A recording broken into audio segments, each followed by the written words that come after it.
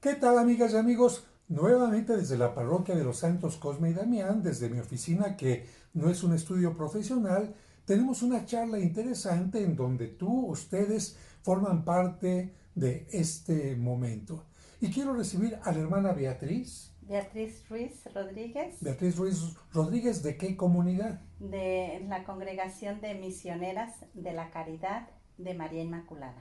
Misioneras de la Caridad de María Inmaculada. Es importante porque ustedes dirán, ¿cuántos grupos de religiosas hay? Muchísimos en el mundo.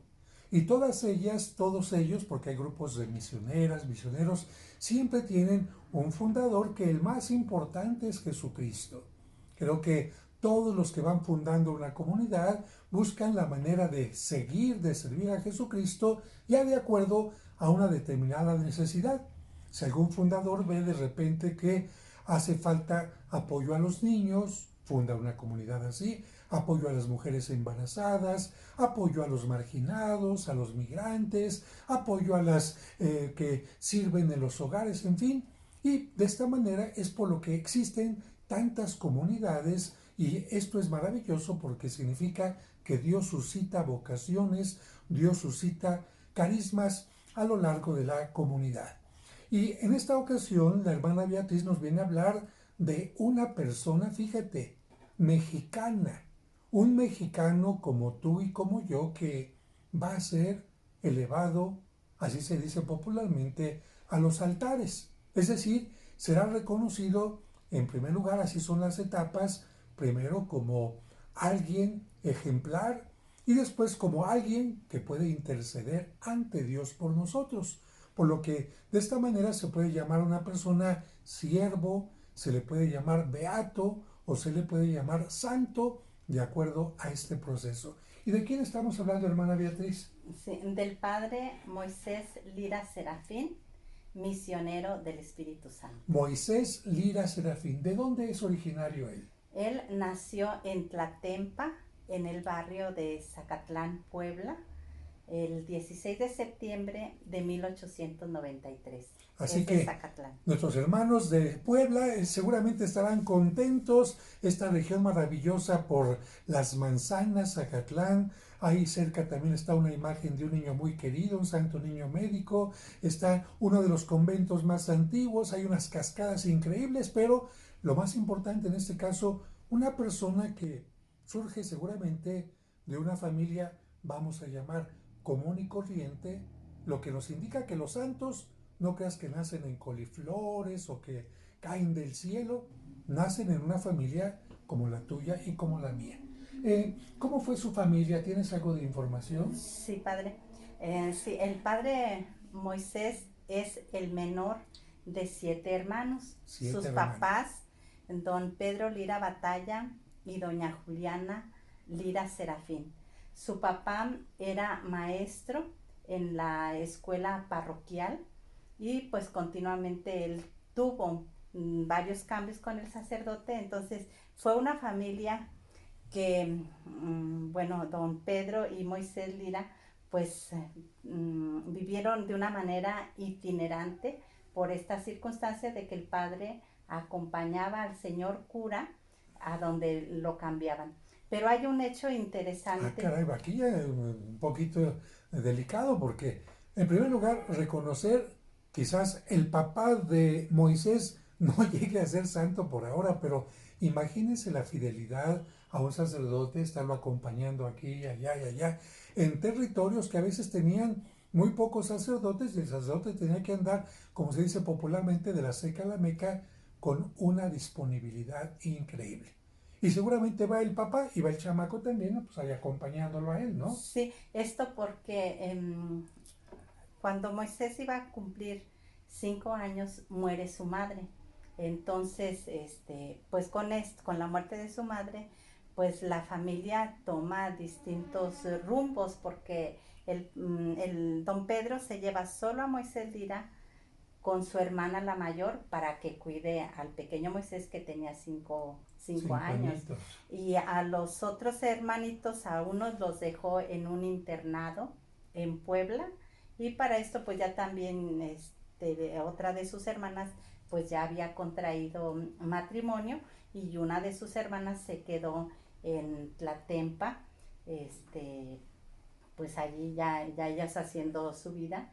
Y el padre Moisés, en este sentido, perdón, el pequeño Moisés, pues él va a vivir hasta los 14 años, pues en esta vida itinerante.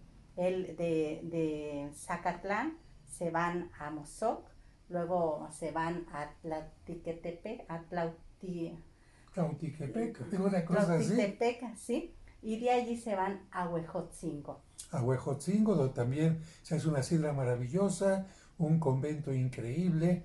Pero fíjense qué interesante esta vida normal, común y corriente de una familia. Imagínese usted, actualmente sucede algo semejante. En una familia muere la esposa.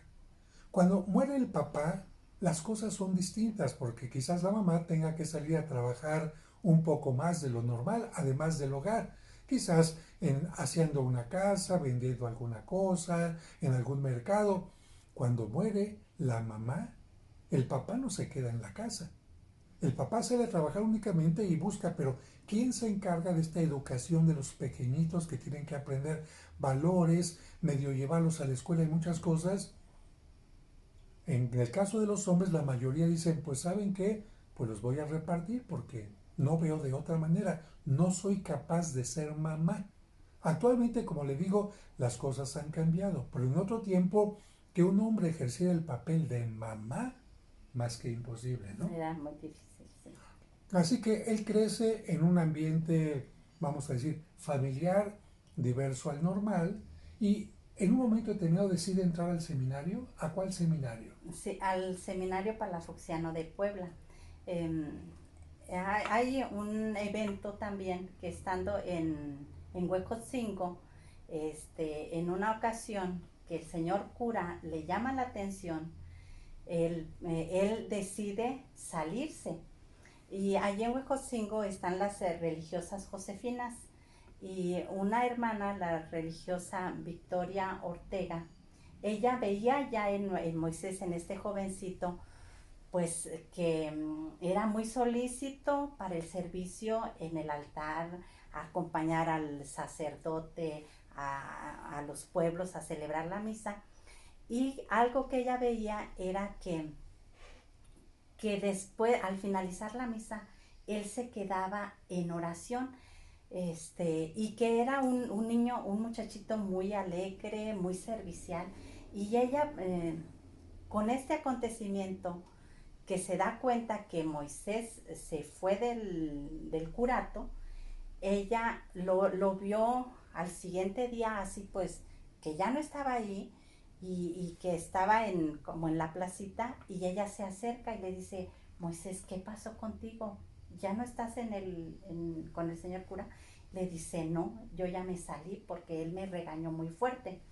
Entonces ella habla con él, lo aconseja y le dice, Moisés, nunca tomes una decisión sin antes pensar, orar y consultar. Mira, yo veo que tú tienes ciertas cualidades para que tú pudieras ser sacerdote. Si tú quieres, yo conozco en Puebla una bienhechora que se dedica a apoyar a los sacerdotes. Si tú quieres, yo hablo con ella y le digo que te apoye para que tú puedas ingresar al seminario. Me detengo aquí un momento porque miren, siempre que se propone a una persona para que pueda llegar a convertirse en un santo, hay una comisión que trata de presentar todo lo bueno, todo lo bonito, todo lo agradable de la persona. Pero el Vaticano dice, ey, no, no vamos a mentirle a la gente. Si una persona tuvo cosas buenas, qué bueno, pero esa persona no habrá tenido cosas malas. Esa persona no habrá tenido algún momento contrario a la vida del cristiano. Y entonces el Vaticano pone a una persona que se conoce como el abogado del diablo, que va a estar en contrapeso de toda la gente que quiere que se convierta en santa una persona, porque hay muchos fans, vamos a llamar así, es que sí queremos que... Dice el Vaticano, no. Aquí no se trata de gusto, aquí se trata de justicia y de verdad. Por lo tanto, a ti, va a decir el Vaticano, te nombro para que busques todo lo malo, todo lo que nos diga que esta persona no merece ser llamado santo o santa. Y aquí hemos escuchado ya una historia interesante, porque alguien puede decir, oiga padre, ¿y cómo un muchachito que de repente le llaman la atención y por soberbio, no será falta de humildad, por soberbio, por no aceptar el error, se sale de ese lugar? Y, bueno, efectivamente, pero toma en cuenta esto. Los muchachos generalmente reaccionamos así. A veces nos dejamos llevar por las emociones, nos dejamos llevar por el enojo, por esta soberbia juvenil que con el paso del tiempo se puede ir corrigiendo. De tal manera que si de repente vemos que este joven tiene un cambio de eso que pudo haber sido dejarse llevar por las emociones, por la soberbia, y tiene lo que se llama una, pues tiene razón lo que me están diciendo. A lo mejor esto es un llamado para que yo tenga un cambio de actitudes, una forma distinta de ver la vida, o bien también el quizás poner límite a algo que no es correcto, porque no sabemos por qué fue el regaño, pero si a mí me regañan por algo que es incorrecto, es decir, yo he hecho lo correcto y alguien me regaña en forma incorrecta, entonces no está mal que yo ponga un límite y que diga, no, a mí no me puedes faltar al respeto. Entonces son cosas muy interesantes, pero lo que le quería decir es que todo, absolutamente todo lo sobre la vida de Moisés se tuvo que haber estudiado. Y entonces nos quedamos picados en el momento en que este hecho hace que una religiosa diga, ay, yo he visto en este joven esta posible vocación. ¿Y qué hace él después de que escucha esta invitación? Acepta, acepta la invitación y la hermana Victoria habla con Petrita y ella le dice, pues yo voy a hablar con tu papá. ¿Por qué? Porque se dan ocasiones que luego el papá interviene en la vocación y esas vocaciones se truncan. Dicho de otra manera, el papá dice, no, yo no quiero a mi hijo de cura. ¿Qué es eso? No, yo quiero que tenga hijos. Yo quiero que tenga hijos. O bien, no, yo perder el tiempo en el seminario, no. Necesito que mi hijo venga a trabajar y me ayude a construir la casa o lo que sea. Y sin permiso del papá, cuando se trata de personas menores de edad, no se puede ingresar al seminario. ¿Sí? Y le pide al Papa la patria potestad. Se la concede y pues Moisés ya en Puebla termina sexto de primaria, hizo 2 años de comercio y ingresó al seminario como alumno externo. Como alumno externo, muy bien. Sí, y estando en el seminario, para esto ya es en 1914, el padre Félix de Jesús Rullé, con autorización de Monseñor Ibarra, llega al seminario y le dice, Monseñor Ibarra, pues usted tiene permiso de que conozca a los seminaristas, déles clase, hable con ellos y dígales que usted busca vocaciones para la congregación de los misioneros de la cruz, que en ese tiempo de ese nombre, pues Jesús se lo había revelado a la ahora beata Concepción Cabrera de Armida. Y habla el padre Félix con los seminaristas y les dice que pues él quiere fundar una congregación, quien quisiera ser religioso y sacerdote, y les habla de qué es la vida religiosa, qué es la vida sacerdotal. Bueno, pues ellos ya están ahí en el seminario, pero ¿cómo sería una vida de sacerdote y religioso? Pues ante esta pregunta que él les hace, dice el padre Moisés, dice, pues nadie decía nada. Y era un silencio y él dice, yo me dije para mis adentros, ay, pues como que qué cobardes, qué pocos hombres, ¿verdad? Él, así también como un poco reaccionario, pues levanta la mano y le dice al padre, pues aquí estoy yo. el padre Félix termina con ellos y ya en un momento personal le dice, ¿y usted realmente quiere venirse conmigo? Le dice sí, ¿verdad? Y para esto dice, pues yo la verdad, yo no quería, ¿verdad? Pero me impacientó que nadie levantara la mano. Ese fue lo que me impulsó a decir yo. Interesante esto porque volvemos a otro punto. Bueno, entonces no sigue una verdadera vocación. Es decir, Dios me está llamando. No, me volví a dejar llevar por mis emociones. Fíjense qué importante esto. Como los demás no respondieron, dije, yo voy a responder.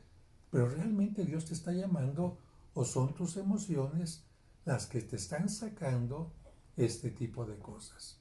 Y vuelvo a insistir, Dios se vale de todos los momentos, de todos los caminos, pero hay que tomar en cuenta esto. Porque una verdadera vocación es cuando uno dice convencido, libremente, entonces toma una determinada vocación, un determinado camino. Entonces él dice, bueno, voy a seguir este camino porque los demás no lo siguieron. ¿Y qué es lo que pasa? Bien, bueno, aquí también a esto hay otro acontecimiento. Él como alumno externo pues les organizaban los ejercicios espirituales y él sí iba clarificando su vocación hacia ser religioso y sacerdote, porque hay unos ejercicios en los que él dice, a mí me impresionó mucho lo que Jesús hizo por nosotros, entregar la vida, dice, y él se cuestionaba, ¿y yo qué hago por él? Y hablaba con los sacerdotes jesuitas, con el padre Vicente Cedeño del oratorio de San Felipe Neri, pues que le ayudaran como a ir clarificando por dónde estaría su camino. Y él iba percibiendo, pues Dios me llama a que yo le dé lo más que yo pueda entregarle. Y hablando también con este sacerdote jesuita, le dice, pues vete de sacerdote y religioso, allí puede ser donde le puedes tú dar todo a Dios, ¿verdad? Muy bien, me detengo un momento porque muchos de ustedes no están dentro del ambiente de la iglesia y dicen, a ver padre, yo no entiendo eso que sacerdote y religioso. ¿Qué no es religioso un sacerdote? Miren, en el mundo de la iglesia católica se puede ser sacerdote de distintas maneras. Se puede ser sacerdote diocesano, como es mi caso, ¿para qué? Para atender una parroquia. El sacerdote diocesano, ¿con quién vive? En su parroquia, con sus fieles, si acaso con algún otro sacerdote que le puedan mandar como vicario, y bueno, está bajo las órdenes del obispo. Y este sacerdote diocesano estará dispuesto a que el obispo lo cambie dentro de su misma diócesis para poder realizar su trabajo. Sin embargo, hay sacerdotes que van a ordenarse sacerdotes para trabajar dentro de una comunidad religiosa. Por ejemplo, una comunidad de jesuitas, una comunidad del oratorio, una comunidad de los carmelitas, de los dominicos, de los franciscanos, y esto hace que sean sacerdotes y que sean también parte de una comunidad religiosa. En este caso, aunque las comunidades religiosas tienen también como autoridad al obispo, las comunidades pueden hacer que su sacerdote no se quede únicamente en su diócesis, sino que pueda ser enviado a otro estado de la República o incluso a otro país. Esa es una característica distinta entre los sacerdotes diocesanos y los sacerdotes religiosos. Y además hay otra característica. Entre los sacerdotes religiosos puede haber sacerdotes misioneros, que significa que su vocación es abrirse a la misión, a llevar a Jesucristo a donde no se le conoce, en un aspecto a veces bastante difícil. Así que sacerdote, religioso y misionero es lo que el hermano Moisés dice, caray, después de estas experiencias que estoy teniendo en el seminario voy descubriendo mi vocación. Y un punto importante más, no piensen que porque un niño, un joven, un adulto entra al seminario, ya por eso va a ser cura. No, uno entra al seminario pensando, a lo mejor Dios me está llamando, no estoy seguro. Y en el seminario tiene que ir definiendo y decidiendo su vocación. Hay algunos que entran y dicen, definitivamente esto no es lo mío. ¿Por qué? Porque si me piden que sea célibe, yo quiero tener familia. Otros dicen, no, esto no es lo mío. ¿Por qué? Porque no tengo paciencia. O otros me piden que tenga también determinada educación y talento para enseñar. Esto no es lo mío. Y van saliendo del seminario porque van descubriendo que no es lo suyo. Y otros, por el contrario, van pensando, yo pensaba que iba a ser diocesano, no, pero ahora me doy cuenta que tengo que ser misionero, ahora me voy dando cuenta, y así es como poco a poco Dios en la conciencia va limando las emociones, va limando las confusiones y a través de la luz y de la oración va haciendo que alguien tenga una vocación. Finalmente, después de esta etapa de estudios, se ordena el padre Moisés, ¿en dónde? Sí, él fue ordenado en Morelia, Michoacán, el 14 de mayo de 1922. Ya no en Puebla, sino en En Morelia. Morelia sí, porque con el padre Félix pues se viene aquí a la Ciudad de México y se realiza la fundación de Misioneros del Espíritu Santo el 25 de diciembre de 1914. Así que fíjense qué interesante, toma una decisión y entra a la comunidad de los misioneros que son conocidos como misioneros del Espíritu Santo, que tú los conoces porque tienen una iglesia, especialmente la Santa Cruz del Pedregal, el Altillo y otros lugares más, donde enseñan especialmente cursos de Biblia, ¿no? Sí, También. sí. Bien, después de eso, ¿cómo es que él se va a convertir en fundador? Sí, él lo envían a la iglesia del Templo Nacional Expiatorio aquí en la Ciudad de México de San Felipe de Jesús. En la calle de Madero, junto a la iglesia de San Francisco, frente al Sambors de los Azulejos. Sí. Estando ahí, pues bien, él ya traía desde recién ordenado una fuerte experiencia también apostólica, porque él incluso lo enviaron a Roma, el padre Félix lo envió a Roma en el año de 1926 a 1928 estuvo en Roma para librarlo de la persecución. ¿Por qué? Porque estando en este escenario de persecución, pues él celebraba misas, iba a confesar a los presos, a atender a las catequistas, y en esta situación dice el padre Félix, pues Moisés es muy arriesgado, Hay que cuidarlo. hay que cuidarlo. Lo envía a Roma. Me detengo tantito. Recuerden que en México hubo un tiempo de persecución contra los obispos, contra los sacerdotes. Fue dinamitado el monumento a Cristo Rey y muchos, lamentablemente, sacerdotes ahorcados, fusilados, juntamente con laicos. Por eso es que tenemos tantos mártires en ese tiempo. En ese tiempo los obispos mandaron a la mayoría de los seminaristas a un lugar en Estados Unidos, que fue Montezuma, y algunos misioneros dijeron, a ver, ¿a dónde lo mando? Tengo que protegerlo para que no lo maten, sobre todo sabiendo que este joven se arriesga y va acá y allá y allá, y entonces lo mandan para que se prepare allá y al mismo tiempo esté cuidado. Termina el tiempo de persecuciones y regresa a México. Y regresa a México y llega a San Felipe de Jesús. Allí él, uno de sus ministerios que realiza con mucha fuerza es el ministerio de la confesión y la dirección espiritual. Los testimonios nos dicen que se hacían filas enormes porque lo buscaban a él. Incluso a que había personas que reservaban lugar, pagaban a una persona para que estuviera ahí haciendo fila y la persona pudiera llegar a la confesión con él. Lo buscaban por esa atinada dirección espiritual que les daba, y también porque él les decía, pues ustedes son las manos y los pies del sacerdote, vienen conmigo, se alimentan, yo les oriento en su vida espiritual y a esas personas de confesión las impulsaba a que apoyaran en las parroquias, en la catequesis, que fueran y que visitaran a los enfermos.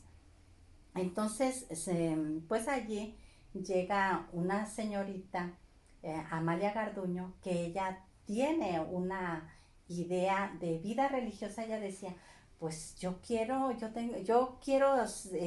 hacer el bien, pero no como religiosa de convento, sino hacer el bien en lo social y, y pues que vaya habiendo también otras mujeres que, que deseen hacer el bien. Me detengo aquí un momento porque tenemos que ir hilando poco a poquito esta historia. Imagínense entonces la experiencia de Moisés en Roma, enterándose de que están matando sacerdotes, quizás amigos, compañeros, enterándose de que están matando laicos, enterándose de que el gobierno está tratando de destruir de alguna manera a la iglesia. Todo eso va ocasionando en la mente, ¿qué puedo yo hacer? Hacer que los laicos estén más preparados, que los laicos hagan más oración, que las familias estén más unidas, que la iglesia se fortalezca. Todo eso durante el tiempo de Roma, porque es importante, no estuvo allá olvidado de lo que pasaba en México. Enterado perfectamente, van cambiando las ideas, los pensamientos, lo que va a propiciar acciones concretas. Otro punto importante, llega a un templo expiatorio. ¿Qué es un templo expiatorio? Un lugar donde está expuesto el Santísimo Sacramento todo el tiempo.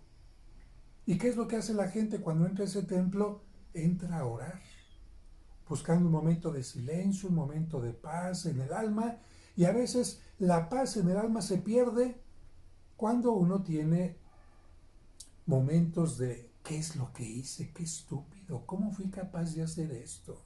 Sentimientos de culpa, o bien un momento difícil en la vida como una enfermedad importante, una separación, y uno se siente vacío, uno se siente culpable, uno se siente vacío especialmente, y ahí está el confesionario donde un sacerdote ayuda a que esta gente que ya va dispuesta, que Dios ha abierto su corazón en ese templo para sacar todo lo que tiene. Y algo importante, el sacerdote puede escuchar nada más, muy bien, te escucho y le pido a Dios que te dé la paz y ya. O bien un sacerdote que descubra dónde está la raíz del mal de aquella persona, dónde puede fortalecer la fe, qué estrategias podría seguir para caminar de una mejor manera, qué cosas tendría que romper para estar libre totalmente. Y claro, esto implica que el sacerdote empiece ya no únicamente a confesar, a escuchar, sino a dar información, a dar una luz, a dar un consejo. Y claro, esto hace que se vaya alargando la confesión. Y algunos dicen, padre, ya ahorita me quedó claro esto, pero lo puedo buscar en otro momento para que me dé dirección espiritual. Es decir, aunque ya no haya una confesión, hay una ayuda espiritual para que la persona continúe adelante. ¿Y qué te digo? Si la gente actualmente cuando tiene problemas acude al psicólogo y le gusta que el psicólogo la escuche y le gusta que el psicólogo le dé luz y le ayude a tomar buenas decisiones y el psicólogo le cobra, imagínate cuando mucha gente no tiene ni para el psicólogo y no tiene dinero y sus problemas tienen mucho que ver con la espiritualidad y encuentran a alguien que le escuche. Pues va a pasar como le pasó al santo cura de Ars, que tenía colas y colas de citas de un día y de una semana y un mes para confesarse. ¿Por qué? Porque la gente se sentía comprendida, entendida y valiosa. Entonces es lo que va a empezar a hacer Moisés con la gente. Y en esas circunstancias viene una mujer que le dice, ay, ay, yo no quiero ser monjita, eso de estar en el convento no es lo mío. Sin embargo, quiero ayudar en la parte espiritual y en la parte social. Y platica con él. Y platica con él, les pone estas ideas. Hay otra, también llega en esas circunstancias, una ex religiosa que ella no podía estar en el convento porque sus papás ya estaban mayores y decía, pues yo quiero ser religiosa, pero no puedo. Entonces, pues quisiera como una especie de religiosas en el mundo, pero sin ser religiosas, porque una no quiere y la otra no puede. No cumplía con los requisitos, claro. Entonces, ¿qué vamos a hacer? Y así se le fue uniendo un grupo de varias señoritas que deseaban hacer el bien y que ya lo hacían, ¿verdad? Entonces, pues ponen en la mesa cada una sus ideas y le dice también, pues el padre Félix veía que se le iba uniendo un grupo de señoritas, porque él es también quien lo orienta. Le dice, oiga, ¿y usted qué piensa hacer con este grupo de señoritas? Pues ya tiene un gran número, ¿no ha pensado usted algo para ellas? Pues formalícelas. Entonces el padre Moisés pues fue descubriendo en él una espiritualidad que Dios le había dado en su diario espiritual. Pues tenemos cómo él va descubriendo que Dios le dio el carisma de la filiación divina, el cual él fue viviendo desde la actitud de la pequeñez espiritual.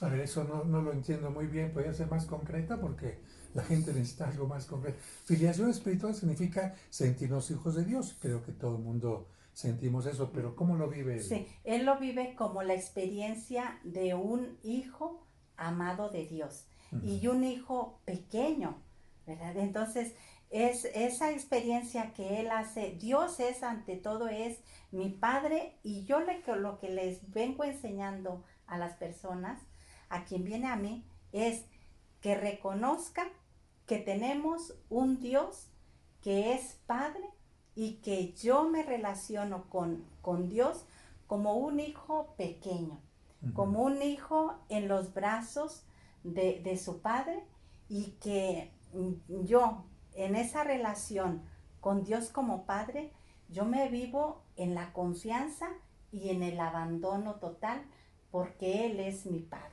Bien dicho, en palabras sencillas, hay diferencias entre el hijo mayor, que se relaciona con su papá, que ya es independiente, que tiene sus propios pensamientos, que sus tiempos. El hijo pequeño en relación con su papá. En general, el hijo más pequeñito con el papá es, papá, yo confío en ti, tú ayúdame a tomar esta decisión, cárgame, yo me siento defendido por ti, etc. Esa es la gran diferencia. Entonces, lo que trata de subrayar Moisés, yo en mi relación con Dios como un hijo pequeño. Ahora, ese sentirse hijo pequeño, ¿cómo lo va a llevar a hacer una fundación?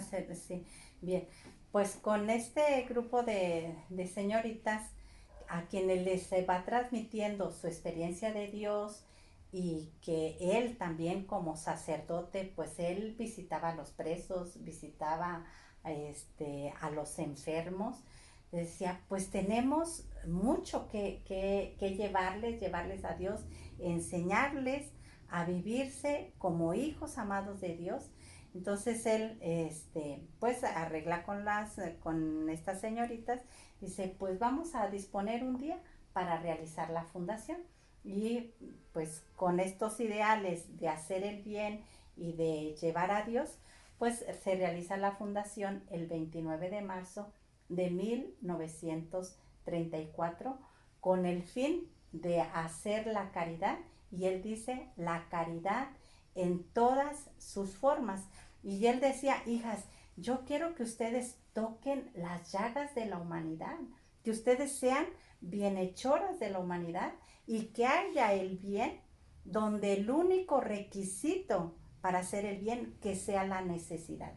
Incluso dice, ustedes yendo en el tren, en las calles, hijas, yo las quisiera que ustedes siempre se prestaran a hacer el bien. Me interesa mucho esta frase, pero antes de hablar de esta frase de tocar las llagas, quiero decirles que, entiéndanlo bien, esto que hace el hermano, el beato Moisés, no fue nada nuevo en la iglesia.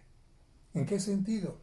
En que cuando se empezaron a fundar comunidades como los franciscanos, los dominicos, hubo personas, hombres y mujeres, que dijeron, es que yo quiero ayudarte, Francisco, pero yo no puedo estar en un convento, ni de hombres ni de mujeres. Y Francisco dijo, vamos a fundar la tercera orden. ¿Y es lo que significa? Puedes ser hombre casado, soltero, sin estar en un convento, vas a seguir nuestra espiritualidad. Y así es la tercera orden franciscana. Los dominicos igual. Es que, Santo Domingo, yo quiero ayudar y soy mujer casada y tengo hijos o soy viuda. No puedo estar en el convento. No importa. Y así surge una orden tercera, vamos a llamar así, de laicos, de casados, de viudas, que sin ser monjes van a trabajar en favor de un determinado pensamiento. Incluso hasta hubo reyes que formaban parte de estas comunidades. Otro ejemplo lo encontramos con San Vicente de Paul. Él también vio a muchas mujeres que decían, ya estamos casadas, pero queremos ayudar a los más pobres ante esta carestía, ante esta necesidad que hay en París, en Francia, y se juntaron las señoras y él las organizaba sin ser monjitas para que hicieran el bien. Entonces, bajo esta circunstancia, Moisés dice, bueno, hay mujeres que quieren formar parte de un grupo, vamos a reunirlas, vamos a formalizar esto, pero algo importante, si bien los otros ejemplos que te he puesto son para ayudar a la evangelización, para ayudar a los necesitados, él subraya tocar las llagas de Cristo. ¿Qué significa? Lo que más duele. Y lo que más duele en la sociedad, ¿qué es? La gente con hambre, la gente abandonada, la gente marginada, la gente no tomada en cuenta. Eso es lo que más duele. Si uno tiene misericordia, porque misericordia significa que el corazón se te haga chicharrón cuando ves a alguien necesitado. Por eso las llagas de Cristo nos tienen que doler a nosotros, el hambre de los demás, la injusticia, la violencia, la soledad que están viviendo. Y Moisés con esto deja clarito, a ver, no van a ser mujeres que van a estar nada más acercándose en reuniones de caridad para tomar el cafecito, para pasársela muy a gusto con cantos. No, hay que buscar y tocar las llagas de Cristo. Por lo tanto, una atención especial a lo que el Papa nos dice ahora, a los marginados, a los que son descartados, ¿no? Así es como surge. ¿Cuándo? ¿Qué fecha? El 29 de marzo de 1934, aquí en la Ciudad de México. Y esta congregación, este grupo, no sé cómo llamarle. Misioneras de la Caridad de María Inmaculada. Sí, pero ¿cómo llaman? Congregación, comunidad. Sí, congregación. Esta congregación va creciendo, creciendo y creciendo, y actualmente ¿cuántas religiosas tiene? Somos 181 religiosas. 181 sí, religiosas. Estamos pues aquí en México, en Estados Unidos, en Guatemala, Perú, Nicaragua, Chile. En Roma están las hermanas estudiantes y en Kenia, África. Fíjense, todo empieza en un pequeño lugar, aquí en el centro de la Ciudad de México, ideas, y van creciendo, y con el Espíritu Santo va creciendo y creciendo y expandiéndose a otras partes del mundo. Evidentemente que Moisés no se imaginaría esto. Es decir, si se lo imaginaba, no tendría claro por dónde continuaría el camino, pero claro que se lo imaginaba, si no, nunca lo hubiera fundado. Él muere ¿en qué circunstancias? Sí, él murió el 25 de junio de 1950.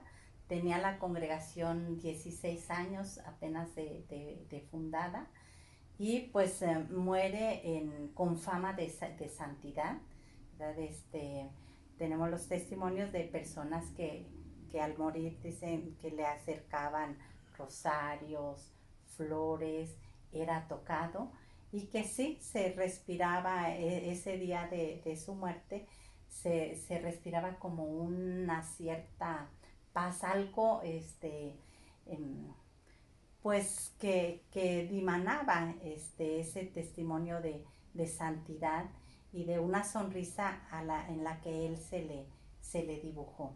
Entonces, lo que sí también las hermanas, ellas creyeron y veían que era un fundador santo, porque eso, gracias a Dios, nos lo han transmitido, y lo percibimos las nuevas generaciones al recurrir a sus escritos, se percibe como esta palabra que tiene vida, que no es una palabra que se dijo en un tiempo, sino que quienes acudimos a su palabra la experimentamos viva, y esto es por pues el amor de hijas con un padre fundador, pero que las personas que lo conocieron, que fueron sus hijas de confesión, vocaciones sacerdotales, porque hay, solo en la Congregación de Misioneros del Espíritu Santo hay 14 vocaciones que fueron promovidas por él. Ujú. Entonces, en vida se decía que él era ya un santo. Fíjense, hay una palabra que se utiliza mucho en la iglesia de que murió en olor de santidad. Y alguna persona me decía, oiga padre, ¿y qué cuando muere la persona? Es que olía algo el cadáver, olía algo el cuerpo, el cuarto. No, miren, esta forma de decir significa que cuando una persona muere, todo el entorno, la sociedad, sus obras, todo lo que significó lo que hizo esta persona, como que fueron un aroma agradable a Dios. Nuestras obras tienen que ser como una flor que tiene un olor agradable. Y puedo decirte que cuando muere una persona que ha hecho el mal, tú, pues incluso hasta en el funeral ves que se están peleando ahí que por la herencia y que por esto, y es que este me hizo así y este que... Y en cambio cuando una persona muere, aunque muera con muchas enfermedades, aunque muera con mucho dolor, tú sientes que esa persona está dejando como herencia en el mundo paz y muchas obras. Un ejemplo es San Francisco de Asís, que murió con más de 20 enfermedades. Imagínate si no estaría sufriendo el pobre. Y sin embargo, el haber muerto pensando en que hizo un gran trabajo, dio lo mejor que podía, no tenía ninguna deuda con sus semejantes, había sembrado la semilla que iba creciendo. ¿Qué puede hacer que sienta una persona cuando llegue el momento de la muerte? Tranquilidad, paz. Una gran diferencia cuando alguien, por favor llamen al padre porque hice esto y aquello, me quiero arrepentir. No se trata de arrepentirse de última hora, sino de vivir la vida de la mejor manera en todo el tiempo. Y les digo esto porque precisamente ser santo no significa hacer de pipí agua bendita o haber nacido en una familia muy especial o tener rayos en la cabeza de luz, ¿no? Ser santo significa ser una persona común y corriente de carne y hueso. Por eso se exhiben las reliquias de algunos santos para que digas, a ver, ve, ¿qué tiene de especial su hueso? ¿Qué tiene de especial su cuerpo? ¿Tienen luces especiales? ¿Tienen chispas especiales? No. Para eso se exhiben las reliquias como la de San Judas Tadeo que ahorita está en nuestro país. Para que veas, mira, igualito que tú, ¿qué es lo que lo hace distinto? Su pensamiento, cómo lo fue transformando, sus emociones, sus decisiones, sus actitudes, sus obras, que hacen que la persona cuando muere no solamente muere en paz, sino ha dejado una gran obra. Y precisamente es lo que nos decía la hermana, que cuando él muere, pues sí hay una cierta tristeza porque se va alguien a quien uno quiere, pero se queda la certeza de que no ha muerto en cuanto a que sus obras continúan viviendo. Y precisamente, y para concluir esta charla, porque no queremos alargarnos más, una vez que él ha fallecido, al reconocerse sus obras, se hace una comisión que empieza a pedirle a su santidad que se reconozca su trabajo como fundador, y precisamente la respuesta del Vaticano después de los estudios y después de que se recibe un primer milagro hace que se reconozca como beato, que significa puede ser venerado únicamente en los lugares donde es conocido y donde trabajó. Esa es la gran diferencia entre beato y santo. Santo es alguien que puede ser venerado en todo el mundo. Beato únicamente en los lugares donde trabajó, donde se le conoce, que es el primer paso. ¿Qué se necesita para que sea reconocido como santo?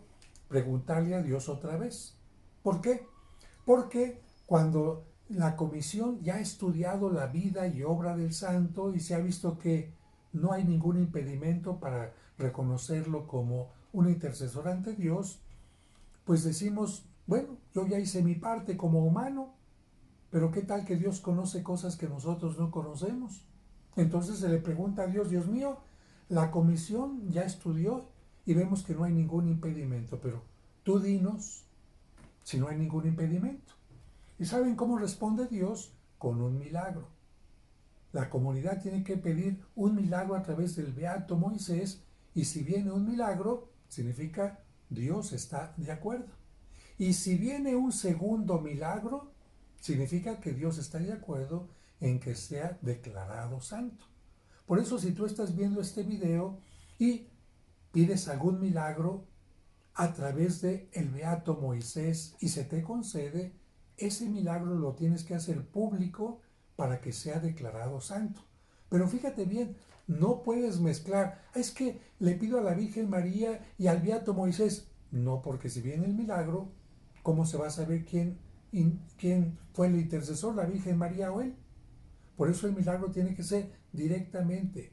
A través del beato Moisés Lira te pido esto, y si se concede, pues entrarás en contacto para dar el testimonio y que esto sea tomado en cuenta. Ahora, ¿cuándo va a ser esta celebración de la beatificación? Así es, el 14 de septiembre de este año, 2024. Invite a la gente, por favor. Pues les invitamos a que todos podamos acudir a la Basílica de Guadalupe, aquí en la Ciudad de México, el 14 de septiembre de este año a las 12 del día.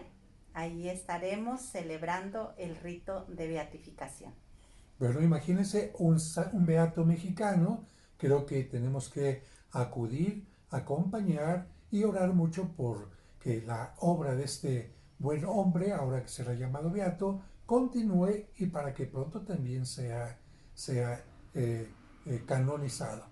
¿Alguna página de contacto con ustedes por si se diera este milagro, por si alguien quisiera, yo quiero entrar a esa comunidad, yo quiero más información porque me ha traído algunos libros, algún material, incluso para niños que ayudarán a conocer la obra de este beato? ¿Algún contacto? Sí, pueden dirigirse a Misioneras de la Caridad de María Inmaculada. Quienes estén aquí en la Ciudad de México, estamos ubicadas en Naranjo 157, en la colonia Santa María la Ribera. Allí está la Casa General. Y en las redes, en Facebook, Moisés Lira Serafín, ya en septiembre pues ya será beato. Moisés Lira Serafín beato. Y en YouTube, Moisés Lira Serafín, y la página web, Moisés Lira Serafín. Ahí pues nos pueden seguir. Ven, ahí están los contactos y yo le agradezco a la hermana su presencia. Hay mucho que saber más sobre este beato, pero precisamente a través de las redes y a través de este material. Que Dios les bendiga y que el beato Moisés nos ayude a todos a ser mejores personas. Hasta el próximo video.